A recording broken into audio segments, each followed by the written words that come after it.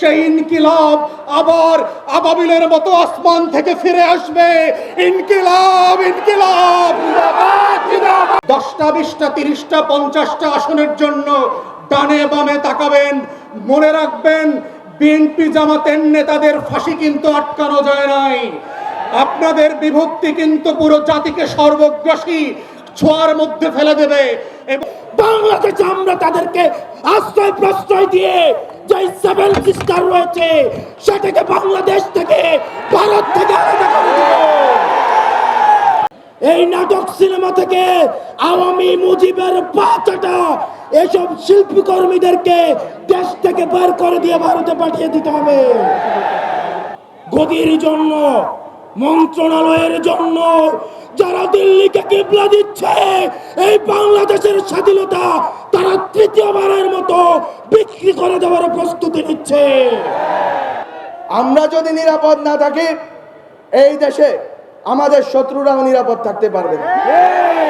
5 আগস্টের পরে যখন এই মুজিববাদীদের, এই আওয়ামী লীগ, এই 14 দলীয় সন্ত্রাসীদের প্রত্যেকটি বাড়ি চুরমার করে দেওয়ার ক্ষমতা ছিল, সেদিন আমরা নিজেদেরকে সংবরণ করেছিলাম বলে আজকে তারা এই সাহস করতে পারছে। তাদেরকে হুঁশিয়ারি করে দিতে চাই যে যদি এই দেশের লড়াই এই দেশের বাইরে যায়, তাহলে এই দেশের মুক্তির লড়াইও এই দেশের বাইরে যাবে। ভারতের সাথে বন্ধুত্ব করে যদি ক্ষমতায় টিকে থাকা যেত, তাহলে শেখ হাসিনাকে পালিয়ে ভারতে আশ্রয় নিতে হতো না। বাংলাদেশের প্রশ্নে আমরা আপোষহীন থাকবো। শুধু ইতিহাস থেকে মনে করিয়ে দিতে চাই বাংলাদেশের 71-এর আজাদির লড়াইটা কিভাবে ভারত গ্রাস করেছিল এবং সেই নায়ক এবং খলনায়কগুলো কারা ছিল। আমরা সুস্পষ্টভাবে জানি যে আমাদের সীমান্তের ওপারে যারা আছে তারা কখনোই আমাদের বন্ধু না এবং বন্ধু ছিল না। কিন্তু যেটা আমরা জানি না সেটা হচ্ছে আমাদের সশস্ত্র বাহিনীর মধ্যে কারা ঘাপটি মেরে দিল্লির খলনায়ক অ্যাসেট হিসাবে কাজ করছে। আমরা যেটা জানি না সেটা হচ্ছে আমাদের ডিজিএফআই, এনএসআই, এসবি, ডিবি থেকে শুরু করে রাষ্ট্রের আমলাতন্ত্রের মধ্যে নখরে নখরে কারা কারা বাংলাদেশকে প্রত্যেক দিন বিক্রি করে দেওয়ার জন্য কাজ করছে। সোশ্যাল মিডিয়াতে আমরা শুক্রবার থেকে জানি যে কে কে এই শুটিংয়ের সাথে জড়িত। তারা মোমেনশাহী থেকে সীমান্ত ক্রস করে ওই পারে চলে যাবে।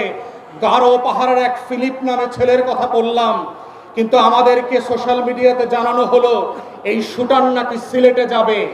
কারা জানিয়ে পুরো জাতির দৃষ্টি পরিবর্তন করেছে। আমাদের সংস্থাগুলো 40 মিটার নিচ থেকে নাকি বিএনপি জামাত ধরতে পারত এক সময়।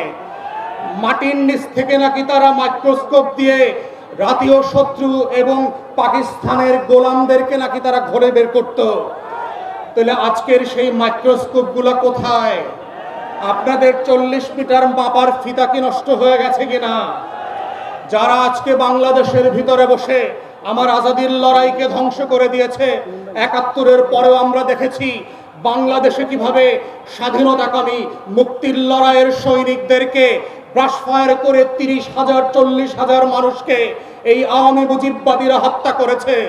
আমরা দেখেছি কাউন্টার কুর মধ্য দিয়ে আমাদের সশস্ত্র বাহিনীর ভিতরে শৃঙ্খলা বিনষ্টের যে নিরলস প্রচেষ্টা।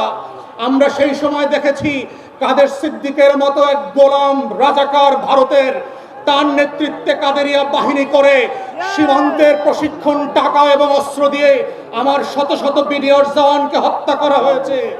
আমরা 75 পরবর্তী বাস্তবতায় দেখেছি কিভাবে বাংলাদেশে রাজনৈতিক অনৈক্য তৈরি করা হয়েছে। এই প্রসেসের মধ্য দিয়ে এই পৃথিবীতে প্রত্যেকটা আজাদির লড়াইকে কিভাবে খেয়ে দেওয়া হয়। অথবা আজকে অভ্যুত্থানের পক্ষের শক্তি যারা ছিলেন, আপনারা যদি বোধ করে থাকেন 10টা 20টা 30টা 50টা আসনের জন্য ডানে বামে তাকাবেন, মনে রাখবেন বিএনপি জামাতের নেতাদের ফাঁসি কিন্তু আটকানো যায় নাই। আপনাদের বিভক্তি কিন্তু পুরো জাতিকে সর্বগ্রাসী ছোঁয়ার মধ্যে ফেলে দেবে এবং সেই ছবল থেকে কেউ বাঁচতে পারবেন না।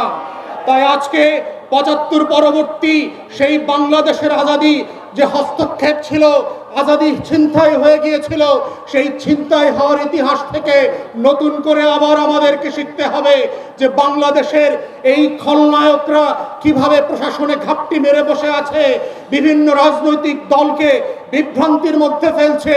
গণ অভ্যুত্থানের এক দলকে আর এক দলের বিরুদ্ধে বট বাহিনীর মিথ্যা পোস্টের মধ্য দিয়ে লেলিয়ে দেওয়া হচ্ছে, সম্পর্ক হানি করে বাংলাদেশকে রাষ্ট্র আকারে দুর্বল করা এবং এইখানে নির্বাচনকে ভণ্ডুল করবার যে আয়োজন চলছে এবং এর পিছনে যে বয়ানের রাজনীতি আছে।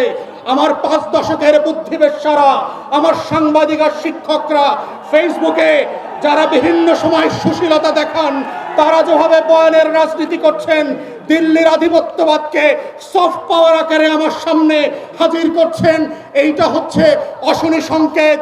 এবং গণ অভ্যুত্থানের তরুণদেরকে মাথায় রাখতে হবে যে এই অভ্যুত্থানটা কিভাবে আগেও আজাদির লড়াইটাকে নাই করে দেওয়া হয়েছিল, কোন কোন উপকরণ দিয়ে করা হয়েছিল, কোন কোন প্রতিষ্ঠানকে দিয়ে করা হয়েছিল, রাজনৈতিক দলগুলোর ভুল সিদ্ধান্তগুলোকে কিভাবে আবার মঞ্চস্থ করবার চেষ্টা করা হচ্ছে, এটা বোঝার মধ্যেই হচ্ছে জুলাইকে ধরে রাখার একমাত্র সত্য। আজকের গণ অভ্যুত্থানের শক্তিগুলোকে মাথায় রাখতে হবে।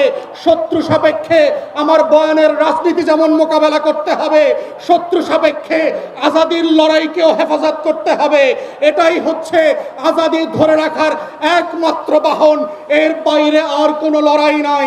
এবং সেই লড়াইতে আমরা চাই নতুন করে আবার ইনকিলাব জিন্দাবাদ হয়ে ভারতবর্ষের আনাচে কানাচে থেকে, হর্ষদ মোহানির ভয়েস থেকে, আজকে যেভাবে হাদির কণ্ঠকে দিয়ে সারা বাংলাদেশ আত্মস্থ করেছিল, সেই ইনকিলাব আবার আবাবিলের মতো আসমান থেকে ফিরে আসবে।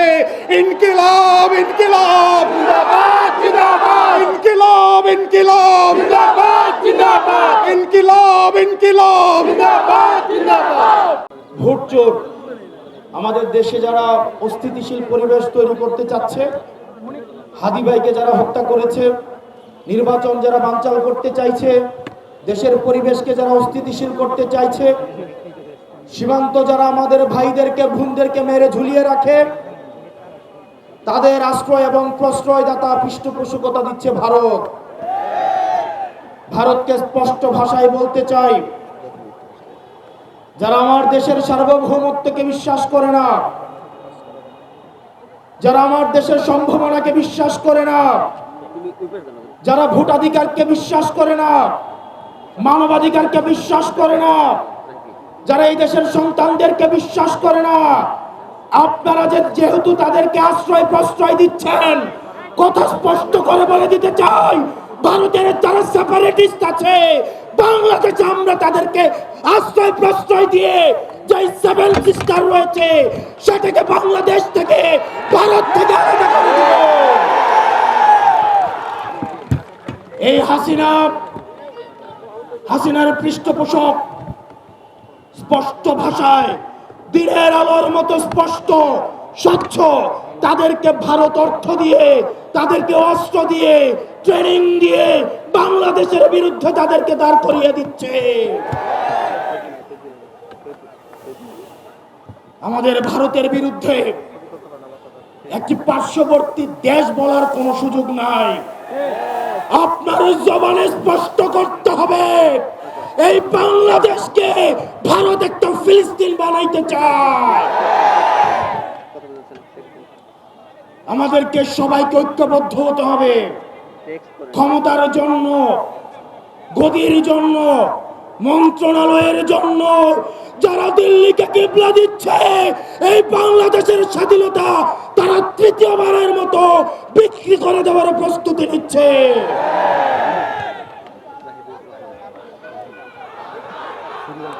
প্রিয় মুক্তিকামী জনতা, আপনার আমার মৃত্যু এই নির্বাচন কমিশনের কাছে কেবলমাত্র একটি সংখ্যা। অথর্ব নির্বাচন কমিশন বলে হাদির মৃত্যু নাকি একটি বিচ্ছিন্ন ঘটনা।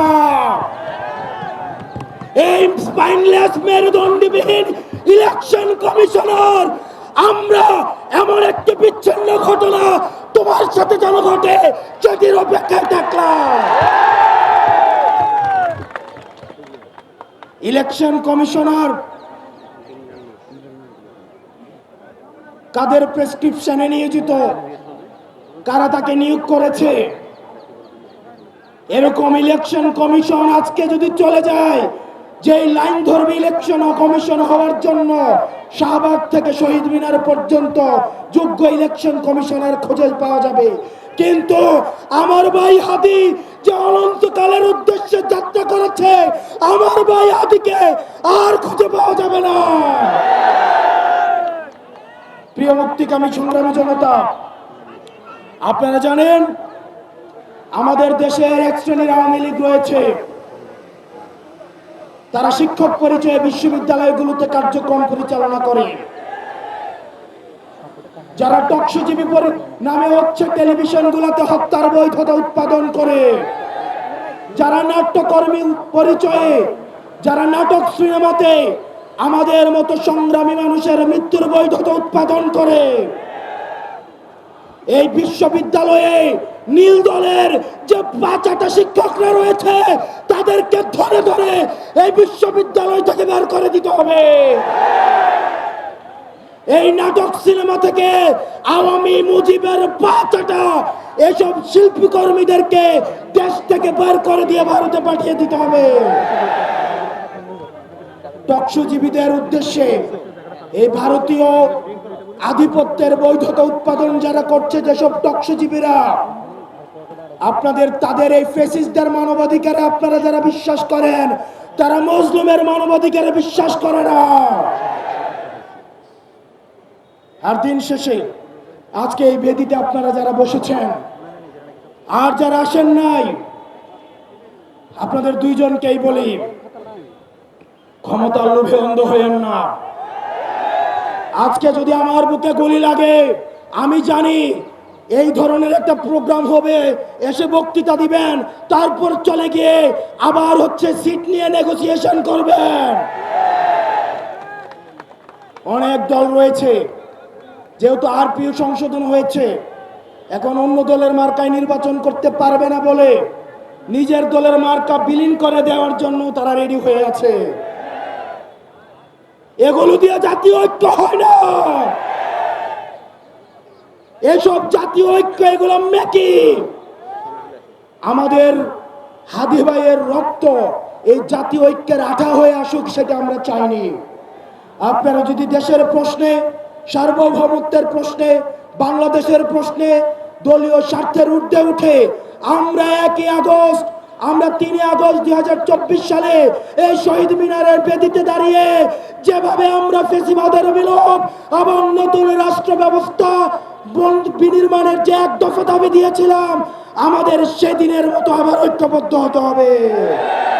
ও ইনকিলাব, ইনকিলাব, দিল্লি না ঢাকা, দিল্লি না ঢাকা, ইনকিলাব, ইনকিলাব, আপোষ না সংগ্রাম, দালালি না রাজপথ, দালালি না রাজপথ, আপোষ না সংগ্রাম। আমরা সবাই হাদি হব, যুগে যুগে লড়ে যাব, আমরা সবাই হাদি হব। আমরা পিছিয়ে আছি কেন? এটার কারণ হচ্ছে আমাদের সাংস্কৃতিক লড়াইয়ের যেই ডিমার্কেশন লাইন, সেই লাইনে আমরা কোনো কাজ করতে পারিনি। আজকে বাঙালি জাতীয়তাবাদের ভিতর দিয়ে 4 মূলনীতির ভিত্তিতে, 72-এর সংবিধানের ভিত্তিতে যেই মুজিববাদ প্রতিষ্ঠা হয়েছে, যে মুজিববাদের মধ্য দিয়ে হাজার হাজার মানুষের লাশ ফেলা হয়েছে এই স্বাধীন বাংলাদেশে, এবং ভারতীয় আধিপত্যবাদকে বজায় রাখার জন্য এখানের কালচারাল অ্যাক্টিভিস্টদের থেকে শুরু করে, এখানের বুদ্ধিজীবীদের থেকে শুরু করে, শিক্ষকদের থেকে শুরু করে, আইন অঙ্গনের লোকদেরকে সবাইকে কবজা করে ফেলা হয়েছে। কাউকে এটা হচ্ছে এই এক ধরনের কলোনাইজেশন, যে তাদের মাথা বিক্রি করে দিয়েছে তারা একটা অংশ, আর একটা অংশ হচ্ছে সচেতনভাবে বাংলাদেশের বিরুদ্ধে, বাংলাদেশের মধ্যে থেকে বাংলাদেশের বিরুদ্ধে অপতৎপরতা চালিয়ে যাচ্ছে। এখন এই লড়াই, এই ইনভিজিবল বিনদেশি অ্যাসেটদের বিরুদ্ধে লড়াই, এর বিরুদ্ধে একজন ওসমান হাদি দাঁড়িয়েছিল। উনি বাংলাদেশের অ্যাসেট, আর বিনদেশি অ্যাসেটরা তাকে মারার যুক্তি উৎপাদন করেছে। তাকে যখন মারা হয়েছে তখন সবগুলো নীরব বসে রয়েছে, কোনো রা নেই, কোনো কথা নেই, সবাই নাটক করতেছে আমাদের সাথে।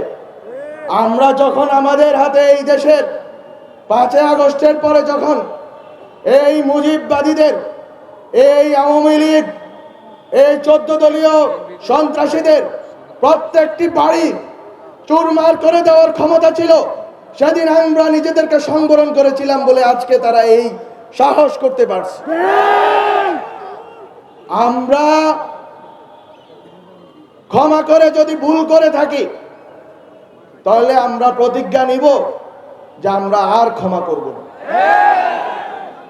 আমরা যদি দয়া দেখিয়ে, আমরা যদি মনে করে থেকেছিলাম যে আমরা এই দেশকে, এই দেশের ভিতরে রাজনৈতিক লড়াইকে, রাজনৈতিক দ্বন্দ্বকে এই দেশের ভিতরে মোকাবেলা করব, যারা এই দেশের বাইরে এই দেশের লড়াইকে নিয়ে গেছে তাদেরকে হুঁশিয়ারি করে দিতে চাই যে যদি এই দেশের লড়াই এই দেশের বাইরে যায় তাহলে এই দেশের মুক্তির লড়াইও এই দেশের বাইরে যাবে। খুবই খুবই সংকটময় পরিস্থিতি সামনে, আমাদের গায়ে হাত দেওয়া যাবে না। আমরা কিন্তু একটা লাশ পড়লে আমরা কিন্তু লাশ নেব, কত সুশীলতা করে লাভ নেই, কারণ অনেক হয়েছে, অনেক ধৈর্য হয়েছে, অনেক আমরা রিকনসিলিয়েশন, ট্রুথ, আমরা বিভিন্ন কথা বলেছি।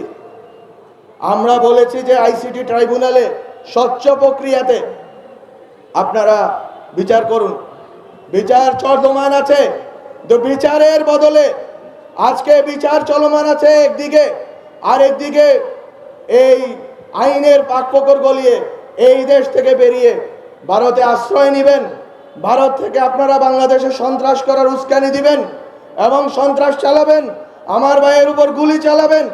আমরা এটা বরদাস্ত করব না। আমরা এটা বরদাস্ত করব না। কিভাবে করব না? এখানে বাংলাদেশে ভারতের এবং বিদেশিদের যারা স্বার্থ রক্ষা করবে তাদের অনিরাপদ থাকতে দেওয়া যাবে না। আমরা যদি নিরাপদ না থাকি এই দেশে আমাদের শত্রুরাও নিরাপদ থাকতে পারবে না। এটা হচ্ছে বেসিক কন্ডিশন। আমি আর কথা বাড়াবো না, কিন্তু আপনাদেরকে এই আমাদের শরীরের জোশ, গরম, শক্তি, বিপ্লব সব কিছুর আছে। সাথে সাথে আমি একটা কথা বারবার বলে এসেছি, অনেক গালি শোনার পরে এই কথা আমি বলবো, সেটা হচ্ছে গড়ুন। আপনারা ইনকিলাব কালচারাল সেন্টারের মতো সেটার আদর্শ রাজনৈতিক অবস্থান যাই থাকুক, জুলাইয়ের পক্ষে ছিল। জুলাইয়ের পক্ষে আপনারা জেলায় জেলায় সাংস্কৃতিক কর্মকাণ্ড শুরু করুন। জুলাই বিরোধী যারা সাংস্কৃতিকভাবে বাংলাদেশের বিরুদ্ধে কাজ করছে তাদেরকে প্রতিহত করুন সাংস্কৃতিকভাবে। এখানে শিক্ষকরা, মিডিয়াতে এবং আইন অঙ্গনে যারা জুলাইয়ের বিরুদ্ধে কাজ করছে তাদেরকে তাদের মতো করে প্রতিরোধ করুন। এবং জুলাইয়ের শক্তি যদি কনস্ট্রাকটিভলি, গঠনমূলকভাবে শক্তিশালী হয়ে ওঠে তাহলে ভিতরকার যেই লড়াই এবং চারপাশ থেকে যে লড়াই ঘিরে ধরেছে সব লড়াইকে আমরা মোকাবেলা করতে পারবো। আপনাদেরকে আমি আমার সংগ্রামী সালাম জানিয়ে শেষ করি। ইনকিলাব জিন্দাবাদ। আসসালামু আলাইকুম। আমি 2-3টি কথা সংক্ষেপে আপনাদেরকে বলতে চাই। প্রথম কথা হচ্ছে, যে কোনো আন্তর্জাতিক আইনে ভারত বাংলাদেশের বিরুদ্ধে ইতিমধ্যে যুদ্ধ ঘোষণা করেছে। কারণ হচ্ছে আন্তর্জাতিক আইনে বলে আপনি যখন আপনার দেশে সন্ত্রাসীদের আশ্রয় দিয়ে তাদের মাধ্যমে অন্য কোন দেশের অভ্যন্তরে বিশৃঙ্খলা এবং সন্ত্রাসী কর্মকাণ্ড করবেন, তার অর্থ হচ্ছে আপনি সেই দেশের বিরুদ্ধে যুদ্ধ ঘোষণা করেছেন। কাজেই আমি সরকারের প্রতি আহ্বান জানাচ্ছি, আপনারা অনতিবিলম্বে জাতিসংঘে ভারতের বিরুদ্ধে নালিশ উত্থাপন করুন। ভারত বাংলাদেশের বিরুদ্ধে অঘোষিত যুদ্ধ ঘোষণা করেছে এবং এর বিরুদ্ধে জাতিসংঘের সাধারণ পরিষদ এবং সিকিউরিটি কাউন্সিলে আমাদের অনতিবিলম্বে যেতে হবে। 2 নম্বর, রাজনৈতিক দলগুলোর উদ্দেশ্যে আমি বলতে চাই, অনেক রাজনৈতিক নেতা বলে থাকেন যে ভারতের সাথে বন্ধুত্ব করা ছাড়া নাকি ক্ষমতায় যাওয়া যায় না, কিংবা ক্ষমতায় গেলেও টিকে থাকা যায় না। ভারতের সাথে বন্ধুত্ব করে যদি ক্ষমতায় টিকে থাকা যেত, তাহলে শেখ হাসিনাকে পালিয়ে ভারতে আশ্রয় নিতে হতো না। কাজেই আমি ওই সমস্ত রাজনীতিবিদদের বলে দিতে চাই, এই ওসমান হাদির বাংলাদেশে ভারতের দালালি করে কোনো রাজনৈতিক দল ক্ষমতায় যেতেও পারবে না, ক্ষমতায় টিকে থাকতেও পারবে না। 3 নম্বর, আমি ভারত সরকারের প্রতি আহ্বান জানাচ্ছি, আগামী 25শে ডিসেম্বরের মধ্যে আপনারা খুনি মৃত্যুদণ্ডপ্রাপ্ত শেখ হাসিনা এবং আসাদুজ্জামান খান কামাল এবং হাদির হত্যাকারী, হাদির উপরে আততায়ী যারা ছিল, তারা যদি ভারতে আশ্রয় নিয়ে থাকে, তাদেরকে 25শে ডিসেম্বরের মধ্যে আপনারা হস্তান্তর করুন, প্রত্যর্পণ করুন। না হলে আমি হাদির রক্তের কসম দিয়ে বলছি, বাংলাদেশের প্রতিটি ভারতীয় প্রতিষ্ঠানের বিরুদ্ধে আমরা প্রতিরোধ সংগ্রাম শুরু করব। আমি সরকারের প্রতি আহ্বান জানাচ্ছি, 25 তারিখের মধ্যে যদি এই খুনিদের পাঠিয়ে দেওয়া না হয় বাংলাদেশে, তাহলে বাংলাদেশে কর্মরত প্রতিটি ভারতীয়ের ওয়ার্ক পারমিট বাতিল করতে হবে। আর আমি জনগণের উদ্দেশ্যে বলতে চাই, এই অথর্ব স্বরাষ্ট্র মন্ত্রণালয় দিয়ে আমাদের নিরাপত্তা পাওয়া যাবে না, তাদের আশা আমাদের ছেড়ে দিতে হবে। কাজেই জনগণের প্রতি আমি আহ্বান জানাচ্ছি, প্রতিটি ওয়ার্ডে আপনারা আইন শৃঙ্খলা কমিটি গঠন করুন। সমস্ত রাজনৈতিক দল মিলে একসাথে কমিটি গঠন করুন। তাদের দায়িত্ব হবে ফ্যাসিবাদী এবং ফ্যাসিবাদী দোসরদের চিহ্নিত করে তাদেরকে আইনের হাতে সোপর্দ করা। এই দায়িত্ব জনগণকেই নিতে হবে। এই কটি কথাই আমি আজকে বলতে চাই। সন্ধ্যা হয়ে গেছে, আমাদের হাদি হয়তো এতক্ষণে সিঙ্গাপুরে পৌঁছে গেছে। আমি মহান আল্লাহ তাআলার কাছে করজোরে মিনতি জানাচ্ছি, ফরিয়াদ করছি, আমাদের হাদিকে আল্লাহ আমাদের মাঝে আপনার ফিরিয়ে দিন এবং হাদির সুস্থতা কামনা করে আমার বক্তব্য শেষ করছি। তবে আরেকটি কাজ বাকি আছে। ইনকিলাব মঞ্চের তরফ থেকে আমরা এখন একটি শপথ বাক্য পাঠ করব। আপনাদেরকে আমি বিনীত অনুরোধ জানাচ্ছি যে আপনারা হাত উঁচু করে এই শপথের সাথে একাত্মতা প্রকাশ করবেন। শপথনামা। বিসমিল্লাহির রহমানির রহিম। শপথ করছি যে জুলাইয়ের গণ আকাঙ্ক্ষার পক্ষে বাংলাদেশের স্বাধীনতা ও সার্বভৌমত্বের প্রশ্নে আমরা সকল দলমত নির্বিশেষে ঐক্যবদ্ধ থাকব। দেশের গণতন্ত্র, মানুষের ও পরাধীনতামূলক রাজনীতির বিরুদ্ধে প্রতিরোধ গড়ে তুলব এবং ভারতীয় আধিপত্যের তাবেদার জনবিরোধী ও রাষ্ট্রের স্বার্থ বিরোধী শক্তি, গুম খুন ও গণহত্যাকারীদের দল, জনতার ক্ষমতা এবং একটি স্বাধীন সার্বভৌম বাংলাদেশের প্রশ্নে আমরা আপোষহীন থাকব। এই মর্মে আমরা শপথ গ্রহণ করলাম।